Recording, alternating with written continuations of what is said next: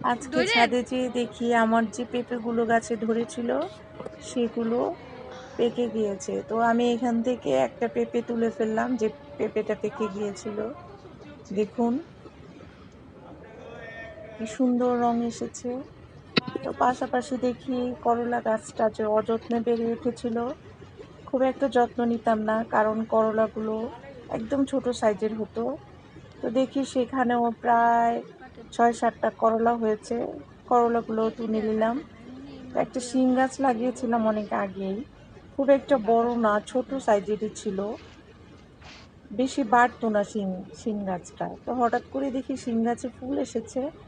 তো পাশাপাশি শিমও চলে এসেছিল। তো অনেকগুলোই শিম হয়েছে, প্রায় ৩০-৪০টার মতো শিম হয়েছে। তো আমি এখান থেকে একে একে সব শিমগুলো তুলে নিলাম।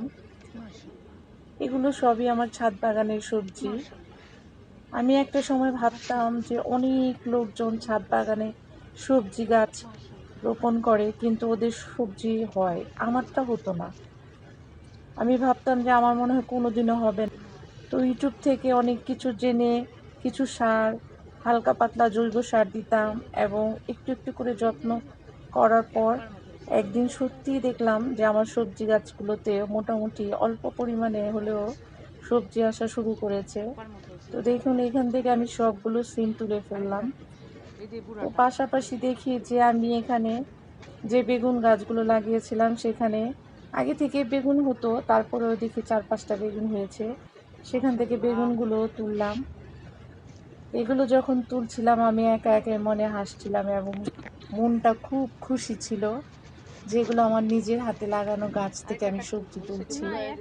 আমি অনেক পরিশ্রম করেছি এই গাছগুলো বেড়ে ওঠার জন্য। তো দেখি যে আমি সজনা গাছটা লাগিয়েছিলাম, শীতকালেও দেখি অনেক সজনা ধরেছে।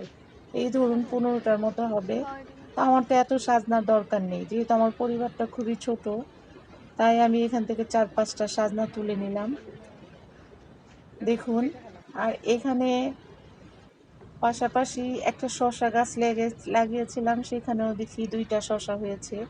এর আগে আমি ৪-৫টা শসা তুলেছি। তো এবারও দেখি ২টা শসা হয়ে রয়েছে। মাশাআল্লাহ, মাশাআল্লাহ। এটাই আমার জন্য অনেক, অনেক আনন্দের।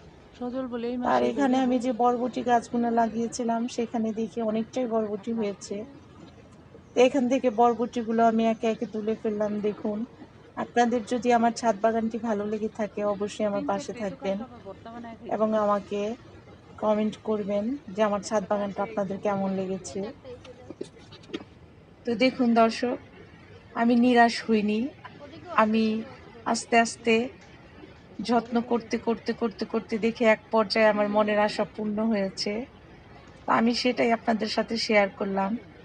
আপনার যদি ভালো লেগে থাকে, তা আপনারা আমার এই ভিডিওটা দেখবেন এবং আমার জন্য দোয়া করবেন। আমি আজকে ছাদ বাগান থেকে যে সবজিগুলো তুলেছিলাম, তো দেখুন দর্শক কি সুন্দর এখানে বড় বড় বেগুন হয়েছে, শসা, বরবটি, সজনা, শিম, করলা, এগুলোই আমার জন্য যথেষ্ট। আর ২টা বড় বড় পেঁপে হয়েছিল। তো আশা করি আপনাদের ভালো লাগবে। আমার যে কি আনন্দ লাগছে বলে বোঝাতে পারবো না। তো পাশে থাকবেন এবং দোয়া করবেন।